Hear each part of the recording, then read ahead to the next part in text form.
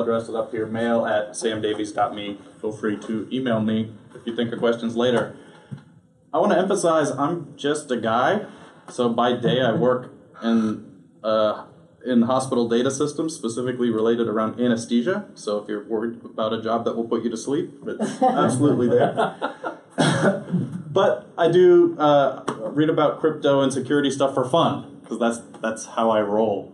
That's what I find fun. So I'm not a security expert. I'm just a lay person who's dove in a little bit, and I hope to relate some of what I've found to you all. So what are we going to cover? We're going to cover why use cryptography at all. Then we're going to go into some basics of security hygiene. How do you take basic steps to protect yourself when you're using the internet? And sort of the meat of encrypting your digital communication. And then if we have time, talking a little bit about anonymity on the internet. So the difference between someone knows I'm sending someone else a message, but they can't read it, versus nobody knows who I'm talking to at all. So what aren't we going to cover? I'm going to take you from sort of a layperson's general public perspective. This is not meant to be a situation where you are under active surveillance, say from the government. There are more steps you'd want to take if you were, say, Edward Snowden. I'm just going to be talking about sort of the not getting caught in the passive dragnet or other people snooping around you. If you are a sort of more radical protester or a journalist or have other concerns about government actors, there's a lot more depth you can go into and a lot more tools. We're not going to cover those today. Things don't change and it's next year. Right. So why do this at all? Why talk about encrypting your communication? And I come down to 3 points. One is, it's been scientifically proven that when humans are observed or think they are being observed, their behavior changes. So that means somebody looking at what you're doing makes you change what you do. How many of you have, in a text message or on the phone, said something like as a joke to a friend and then immediately texted, "Just kidding, NSA," right? Or, "If the FBI hears this, I don't actually mean it," right? That's your behavior changing based on the knowledge that you're being observed. So it's important to keep an eye on that. Everyone has a right to privacy, even if they have nothing to hide. One of my favorite lines, I think it was from Edward Snowden, was saying you have nothing to hide, so you don't care about a right to privacy, is like saying you don't care about free speech because you have nothing to say, right? Phil Zimmerman wrote that there's a reason your bank doesn't send your monthly statement on a postcard. Correct. It's because your financial information is nobody else's damn business. Correct. And they use an envelope. And this is also, it's private, it's yours. It doesn't belong to anyone else. And I'll mention another analogy which I love is the difference between privacy and secrecy. So even if everybody knows it's a run-of-the-mill thing you're doing every day, and it's private, you can still keep it private even if people know kind of what you're doing. The example is, if I go into the bathroom, you all have a good sense of what I'm doing in there, but I'm closing the door. The final reason is herd immunity. And this is, so when you encrypt your internet traffic, it's put in a state where nobody can see what's going from point A to point B. But they can see, whoa, Sam has a lot of encrypted traffic. So one of the ways they check for dissidents or someone out of the norm is they analyze traffic and see who's doing way too much encrypted traffic than normal. And so one of the ways we can provide cover for those people who need to use these tools is by raising the herd immunity, where it's suddenly normal. So we all do it, and they're not going to pay attention to Sam. Correct. They They can pay attention to Sam, they can't pay attention to all of us. Correct.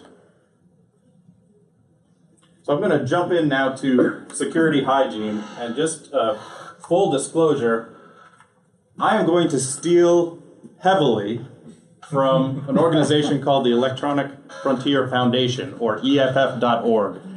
These are literally their slides. I said, hey, I want to do this talk. Do you have anything? This is, here you go. And I'll have their links to them when we finish. So basic security hygiene. Update your software regularly. Patches come out. There was a big Mac OS security flaw that was last week where you could literally get access to the computer if you just entered in the username root and hit return twice. Apple fixed that within 24 hours, but you want to update your software so when flaws like that happen, you're safe or safer. Obviously, don't plug unfamiliar things into your computer. Oh, there's a USB stick I found on the ground. I wonder what this thing is. Don't do that. And be mindful when you download software and apps. Think about where it's coming from. If it's coming from a major software company, it's probably okay. If it's coming from freephotoshop.com, it might not be that trustworthy. Let's talk about some of the things to keep in mind when you're making a password. Password is your first line of defense of people getting into your stuff. Even if I encrypt everything I send, if someone has my password, they can decrypt it. So this is an XKCD cartoon, and I'll give you the link later. I'll summarize it here. These are the passwords we're used to having, where you've got some English language word, you change some of the zeros, O's to zeros, you change a A to a 4, you add a number at the end, and you throw in an ampersand. Your bank has these requirements. You must have one capital letter, one period, etc. This is actually pretty easy for a computer to guess, and it's really hard for a human to remember. However, you take 4 random common words and stick them together, it would take 550 years for the computer to crack that. And it's easy for a human to remember. So here it says, correct horse battery staple. It says, oh, that's a battery staple. Correct. Now, do not use correct horse battery staple as your password, because this is a very popular cartoon. And so that is now on the list of passwords people use. But stringing together 4 random common words is a lot easier for you to remember and a lot harder for a computer to guess.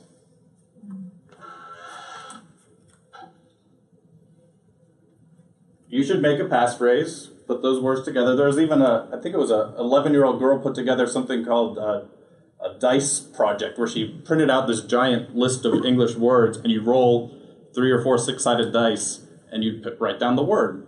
And very, very low-tech way. But you still have to put caps and numbers and a random figure in it. Sometimes you do. If they won't let, Sometimes you let, do. Almost all the time I try to, they say, you gotta have one of those or they won't let And it go then, through. and then you add a number somewhere. Yeah. But, yeah. So, generally, few words, long, easy for you to remember, hard for computers and people to guess. But how do you remember all these different passphrases? You don't want to have the same password everywhere, because then when somebody gets into your account in one place, or your password has been leaked by a company that did not take care of your private information, that password is then everywhere. So you get something called a password manager. How this works, there's lots of options. Some examples are KeyPass, 1Password, LastPass. I'm not here to endorse any particular one. But how they work is they encrypt all your passwords. You memorize one really strong password, and then that unlocks sort of your vault with all your other passwords in it. You can also save your security questions there too. If you're answering security questions honestly, you are at grave threat. What is your mother's maiden name? Where did you go to high school? I always go to high school at Tyrannosaurus Rex University, right? Like, I make stuff up and put it in those questions because somebody can very easily look at my Equifax data that's been leaked on the internet, find out where I lived, right? So make that stuff up too, and you stick it in your password manager. So how it works is, type your master password. Once you're in, you'll have a list of all your passwords. Most of them have browser plugins, so that you just hit a key command, like command or a control period, and it will fill in the password. It says, oh, I'm on bankofamerica.com, put the password in. So you don't really have to do a lot of work, and it will make you a whole lot more secure. So it does different passwords for different URLs. So it knows what website you're on. It says, Okay. oh, when I'm on Bank of America, use this password. When I'm on New York Times, use this password.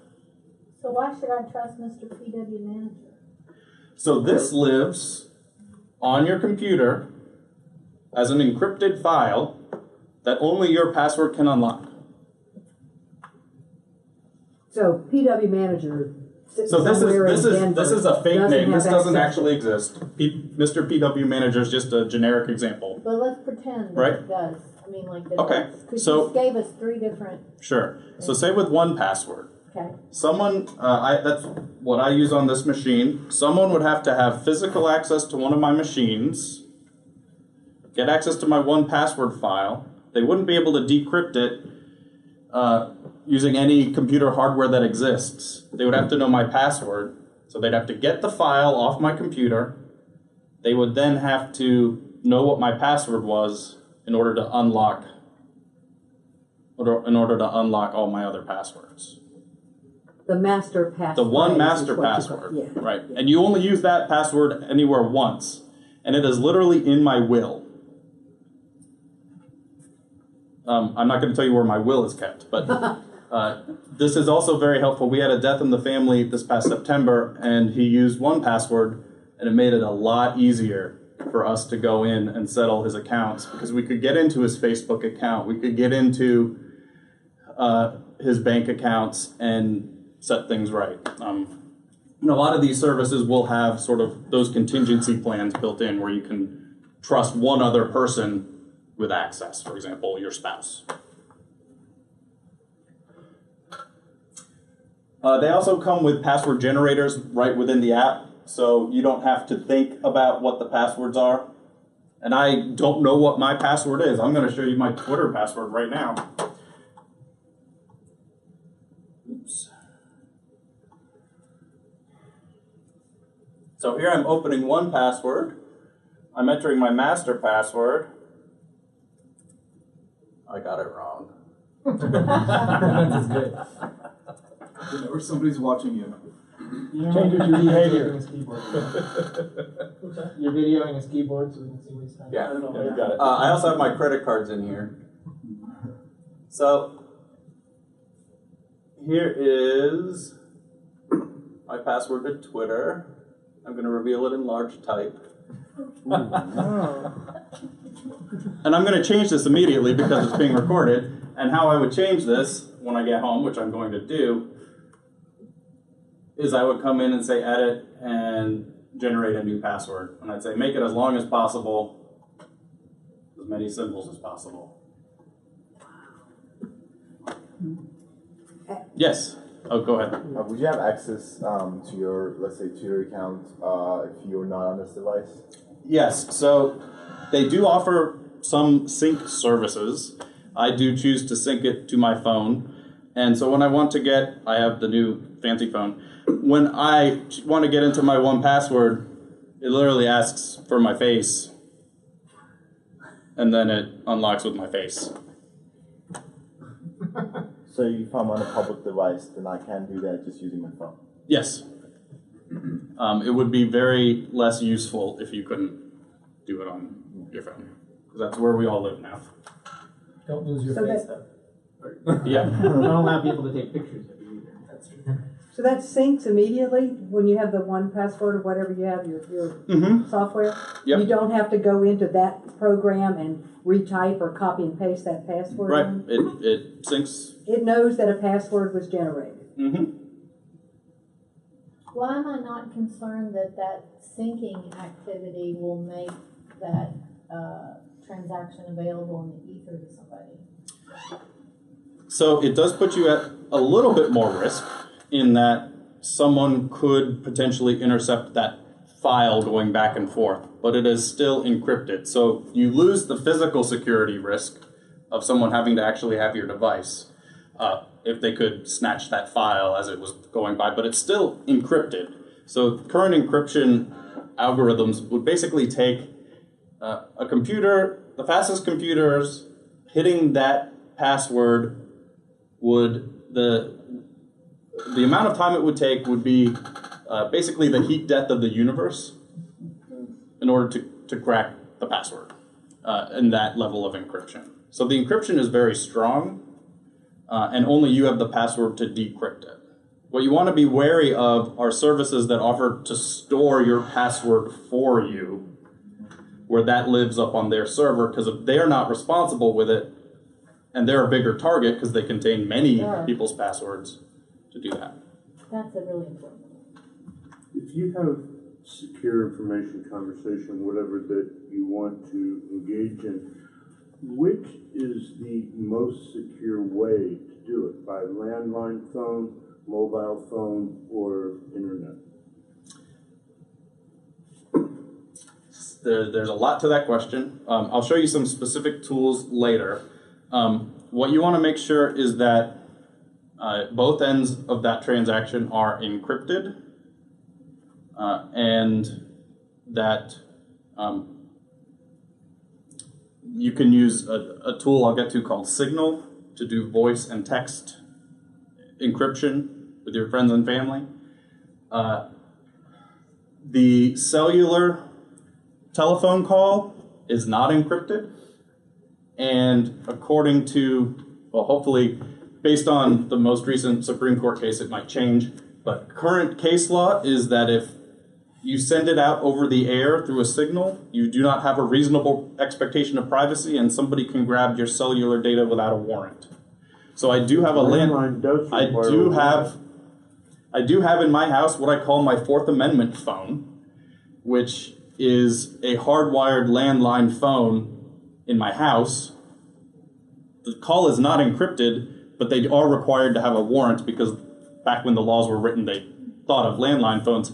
Even a cordless telephone does not require a warrant because you're putting that signal out into the ether.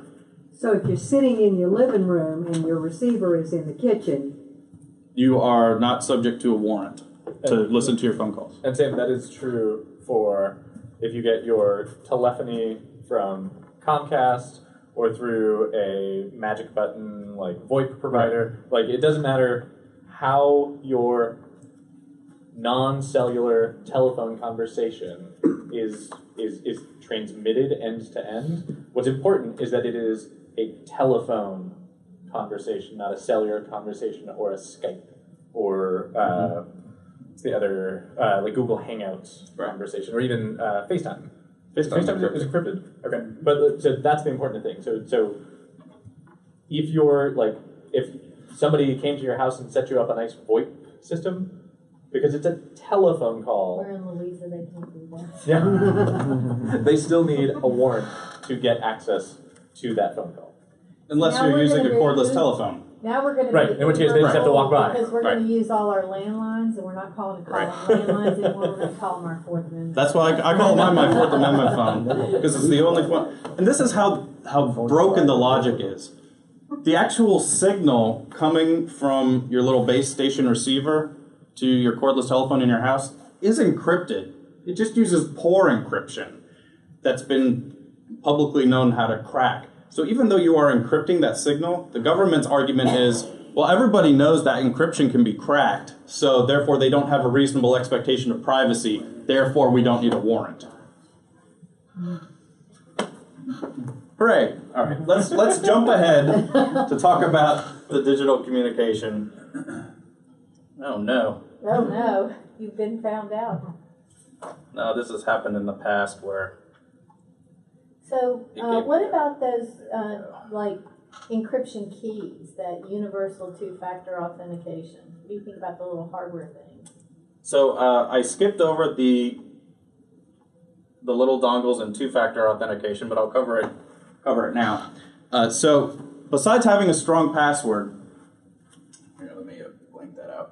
Besides having a strong password, you also want to have something called two-factor authentication.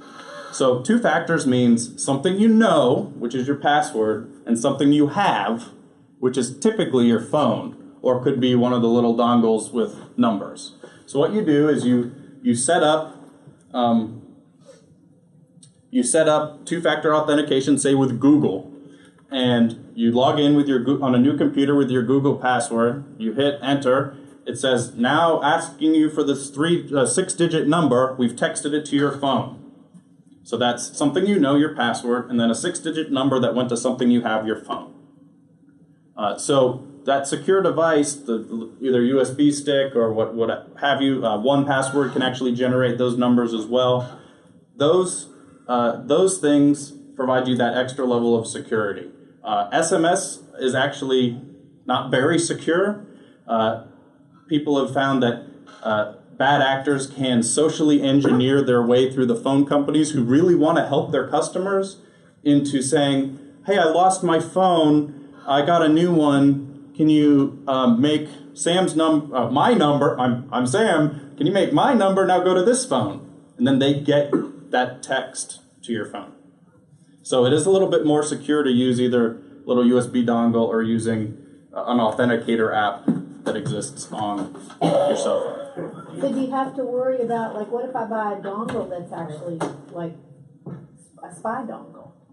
So the dongle you get is basically just going to give you 6 digits that change every 30 seconds.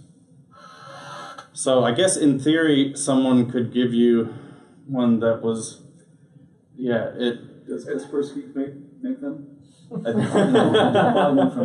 Yeah. So the old cryptography of like World War II, well, I guess post World War II, was that they literally just took static from the air and just made an imprint of that moment in time, and then used that static imprint to just create a code to lock things. This is the equivalent, because literally when you're issued one of those dongles for work or through an Authenticator app, like they are taking a moment in time and then some other factor. So literally like the time and some other unknown factor. it could be the chip on your cell phone. Right, or like it could be an identifiable information, but like it's also imprinted to like that device or that thing, and it's just generating a number. And so yes, theoretically, you could have some sort of freaky-deaky, like, hacked app that then takes that number and sends it to somebody else. I'm just worried about, like, purchasing, because I can't rely on a text message getting to my phone for two-factor authentication. Right. Stop laughing. I would recommend that you can use a third-party app. I'm thinking about one of those hardware devices.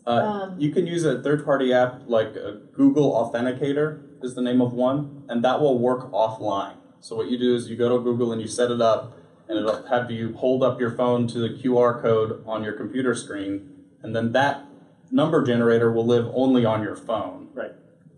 And it'll work even if you don't have a cell signal. So instead of getting something that you have to hopefully like have signal to get, you just open up the app on your phone, and it gives you a code right then and there that you can use. All right, well, my question about the little USB things was, is there a chance I could get online and buy one that was automatically corrupt and going to steal all my passwords? Like a thing that was... It is such an infinitesimally small chance. Like that I would buy something that was junk and would go... I mean, no. I'm a member of AARP, it could happen. No, I'd say the chances of that are so slim to not... If you are the type of person who is getting one of those things, you are ahead of the curve. Yeah. All right, well, I'm sorry for monopolizing. Tell me what the Google thing is again. It's called Google Authenticator. Okay. And they should have instructions on their site of how to use it. You can use it for more than just Google. Does anybody know a reliable brand of the little dongles, the USB dongles? The EFF have one. I've never bought one. Oh, look, right there. You want something that's, what is that, FIDO certified. Yeah, okay. I think UB is the one FIDO, FIDO. I I have one from MIT, so they feel pretty. I trust that on computer security anyway, and it's Ubico, YUBICO. Yeah, that's the one I saw today, YUBCO. So let's talk a little bit about how a signal works on the internet. So here we're talking about just the web browser, HTTP. So what happens is, you're on your computer, you say, I want to go to mcdonalds.com. So somebody sitting on your local Wi-Fi could be able to see, hey, he's going to mcdonalds.com. It then goes to, say, Verizon, says, oh, Sam wants to go to mcdonalds.com. Some of those internet service providers give a backdoor to a 3-letter agency that says Sam wants to go to mcdonalds.com. Then it goes to the internet service provider of McDonald's, who then says, oh, this person over here wanted to go to mcdonalds.com. Then at McDonald's server end, somebody watching over there can say, Sam just wanted to go to McDonald's, and then they send me the stuff back. So every step along the way has a chance for somebody to listen in and see what you're looking for. So what you want is to look for the green lock, HTTPS. The S is for secure. That means, yes, they see that Sam is asking McDonald's for something, but they don't know what. It's encrypted along the way. So here I'm at NewYorkTimes.com. Check. Does it have a little green lock? So if you want to use HTTPS as much as possible, what do? Search your internet for HTTPS everywhere. It is a free browser plugin that will, by default, it will say, hey, if you type facebook.com, it will say, hey, give me the secure version first. Even though I didn't say https://Facebook, I just typed facebook.com, assume I want the secure one. That's what this tool does.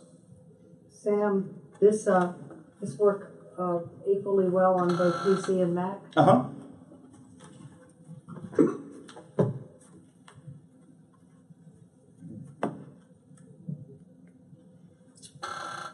We are...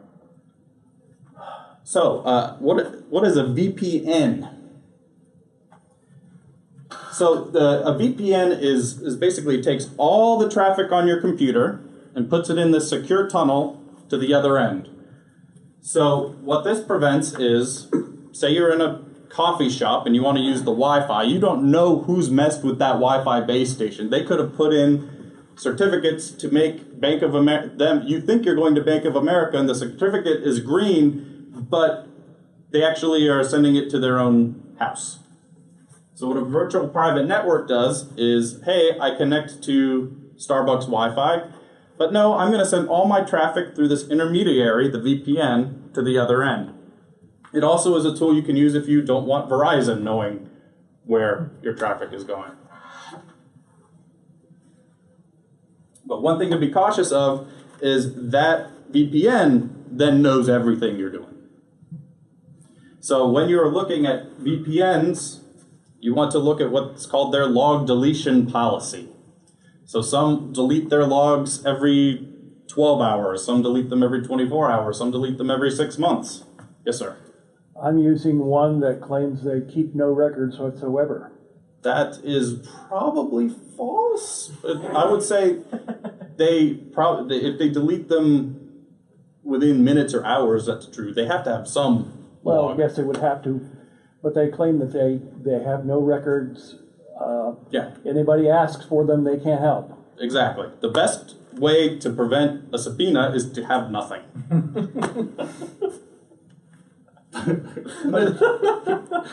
I was thinking of like the implications of like, or today, like if the government learns this, like, wait, so if we just stop keeping records, we don't have to answer any questions. No, they by law have to keep those records. As long as it's required to keep records by law. That's right. Yeah.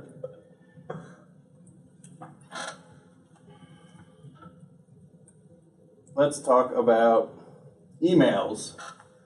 So, email. Much like sending that web traffic, you have your email, goes to your email service provider, whoever that might be, it's probably Google, to your friend's email service provider on the other end. Again, three-letter agency can sit in between and watch that. An eavesdropper can sit on your Wi-Fi or what have you and watch that as well. The best analogy I got, and this was alluded to earlier, was when I first started to do email, think of email as sending a postcard. It is going in clear text. Anyone along the path can read what is in any of your emails. That's how it works. So what you want to do is put it in an envelope, and that envelope is encryption. So you can scramble the message, but it doesn't scramble the metadata. So if I send Jason an encrypted email, somebody's watching, they know I sent Jason a message, but they can't read it. It's like having an envelope with the address on it.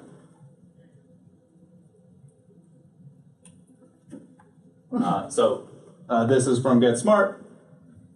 When you send encrypted email, you can see that they're talking to each other, but you are in the cone of silence.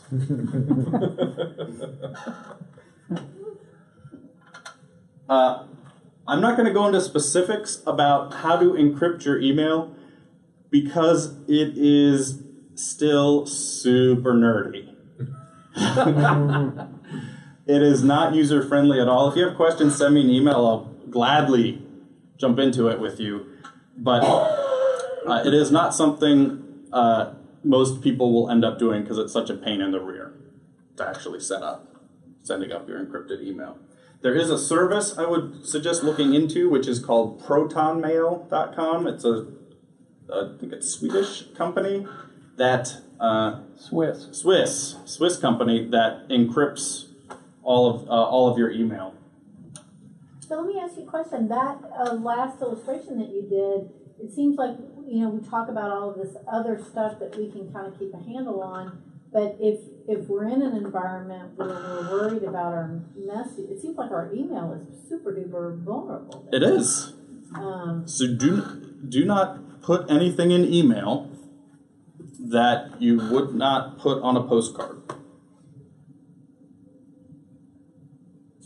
And that's even if you purchase a personal URL from somewhere and you're paying for secure mail, it still doesn't mean it's encrypted. So it's secure on their site, but it still needs to go to someone. Uh-huh. So the way it works is, and I'll go a little bit, is I have a secret code, and Jason has a secret code, and we exchange our secret codes.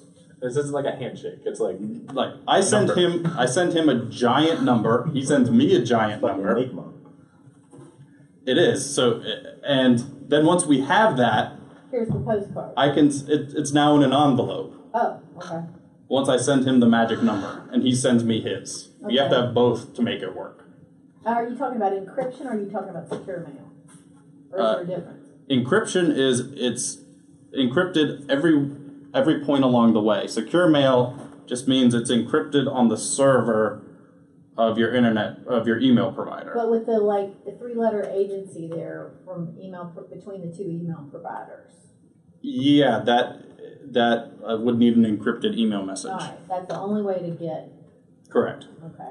If you send an email without doing a whole lot of nerdy stuff, it has been reported by a three-letter agency. Just for the encryption of the email, I have been using GPG. Yes, that is what I would recommend. And it's integrated well enough with my Apple Mail program that by default, when I type an email and go to send it to someone, by default, it will ask me for my password. Right. Because I have it set up that way.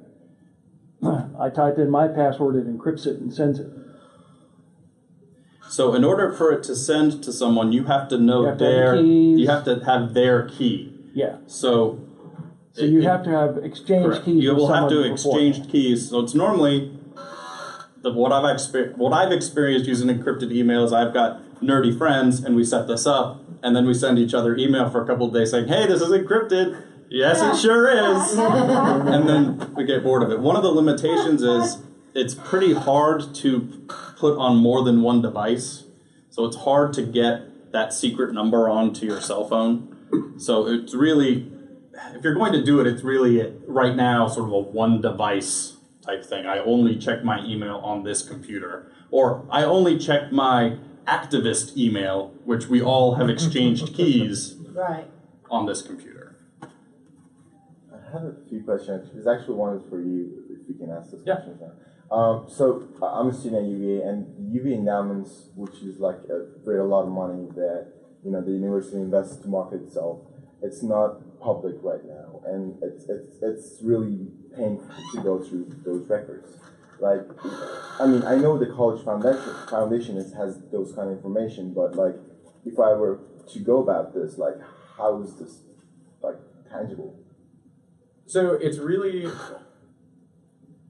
beyond just exemptions. There are lots, especially with wherever money's involved, there are lots of ways that you can layer on things that provide additional layers of secrecy. And pretty much anytime you've introduced into a government process a corporate entity, there's always going to be some level of secrecy that is inherent. It's the same reason why everybody's up in arms right now about the fact that economic development is something that is shrouded in secrecy. So our supervisors and our legislators talking to companies, that is shrouded in secrecy. They get to talk in private, and there's literally no... An example right now is like Virginia's Amazon bids. Right. So no one knows what they are. And those things are shrouded in secrecy, and they're allowed to be shrouded in secrecy. Those do fall into the may. So at the time, Roanoke was really effusive about all the things that they were talking about with Deschutes, but that was an example of may becoming we won't this time. So if there's a corporate entity, you're probably not going to be able to dig very deep. Universities put their endowments into foundations for a reason, because now you're not talking about a public body, you're talking about the foundation. And you can get all the records that you want, that the university can publicly provide you from itself to the foundation, but you're not going to penetrate deep. So University of Mary Washington went through the same process and found that there's so many private big donors that influence what courses are offered and what courses aren't. And I was wondering if this is not a corporate entity, if is there the same procedure, or now it's a private donor, so it's probably easier to have access to some sort of... Again, it's got more to do with the fact that the money that you're talking about, some of it might be going directly to the university, but when we're talking about the bigger movements of money, again, you're talking about foundations, you're talking about moving between corporate entities and public entities, and so it's harder to penetrate those sorts of things. Again, I think you just won the prize. Sure. So you're welcome to call any of the people on that list. You're welcome to also call the Virginia Press Association itself, or follow up on any of the FOIA guides that were in those links. They're going to be able to answer more specifically. But the thing that I want to make sure that everybody leaves in with regards to FOIA is the number one thing that you need to do is just be aware and listen. So keep up with the news, so that way if something strikes you and it has you, and you have a question and you really want to know the answer to this question, then is it worth it for you to chase that rabbit down the hole? That's up to you. You're welcome to try, and FOIA is a tool that you can. You just need to know where FOIA is going. FOIA is a crowbar, and you need to know whether the tip of that's going to fit in the hole that you're working with. If it's not, look for a different hole. Look for a different path. But good luck. Thank you. I know we're running short on time. I want to cover one more thing, absolutely, which is texts and phone and telephone conversations. So same deal. Eavesdroppers all along the way, NSA in between at the phone relays. And I'll give you these slides as well, dude. You want to download an app right now called Signal. Should be getsignal.com. No, that's not it. Which for systems? There it is.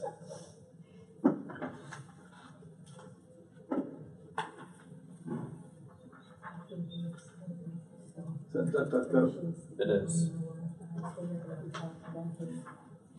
Can you describe the virtual? So go to whispersystems.com or signal.org. I got the dot wrong. Signal.org. What this does is it encrypts your text communications and your telephone communications. You install this application on your iOS device or your Android device. It will then look through your address book and see who else is using Signal. So both ends have to use the Signal application. And then your texts to that person and your phone calls to that person. And now they added video chat. Your video chats to that person are encrypted all along the way. This is the #1 simplest, easiest thing to do to start encrypting your communications, is to get Signal and tell all your friends to use Signal. Why would anybody do this for free? I believe this is funded through a journalistic nonprofit to sort of promote secret communications without governments listening in. Promote herd immunity. Correct. Let's see there. So that's where their funding comes from. All of the code is open, it's auditable by the world, and so no one's making a profit off your personal information. This is, if you take anything from my talk today, it's to download Signal and start using it with everybody. Now, if you're using an iOS device, any of your Blue Bubble chats to your Blue Bubble friends are encrypted, as well as your any FaceTime audio and video is also encrypted. And I believe Google has some off-the-record parts of their Hangout software where you can enable that. It's not worth it, but it's not worth it. But it's only encrypted if it's with an iOS user. Right. Correct. So that's where Signal comes in, as you can use it with anybody who has that app, and it's free access for everyone. I highly recommend you use this. So let me now leave you with a couple websites. Electronic Frontier Foundation, they are the nonprofit who's defending digital freedom. They make a tool called Privacy Badger, which will help eliminate those advertising trackers that follow you on the internet. They also make that HTTPS everywhere tool. They've got a guide for surveillance self-defense. It's ssd.eff.org. They will take you through a scenario. I am a teacher, I am a student activist, I am a journalist, and sort of take you down the path of all the different things you might consider. And then, of course, signal.org. Download that and start sending encrypted messages to everyone. And with that, we've got a couple minutes for open questions. I'm curious with FOIA, what do they do with like deleted emails? Or is that just lost? So that open records and sort of the basis for FOIA includes requirements for what they need to capture. This is why the whole Hillary, nobody wants to hear about Hillary's emails, but like that's why it was an issue, is because there's a requirement to capture a certain amount of email, a certain type of everything. There was actually a much bigger, yet somehow not nearly as well covered in the Times case of the Bush administration. So now this is after the Electronic FOIA Act of 1996, where they said, like, they established these are the rules for how you need to capture and store emails. And it's basically forever. It really isn't like a time frame. Eventually it can be archived in some way, shape, or form, but it's forever. And the Bush administration, during, I believe it was the Scooter Libby debacle, as well as like some sort of thing related to, of all things, uranium, I believe, they lost 210 million emails. And they were taken to court over the fact that they lost it. And they were like pressed, and there were some, depositions where somebody admitted, well, we kind of did it on purpose because we kind of knew that you guys were going to be looking for this. And so nothing came of it because it essentially was settled. People drug their feet because FOIA is litigated in civil procedures, and so like they dragged their feet, and then it was settled during the Obama administration, even though it happened in like 2004. So there are laws about it. They're somewhat toothless, but nothing would stop them from shedding paper, right? Exactly. But it's against the law, but they do it. Yeah. So it's what you'd say is, what's more suspicious? 18 minutes of blank tape? Yeah. Right? For the younger people, that's Watergate. Yeah, I laughed and I thought.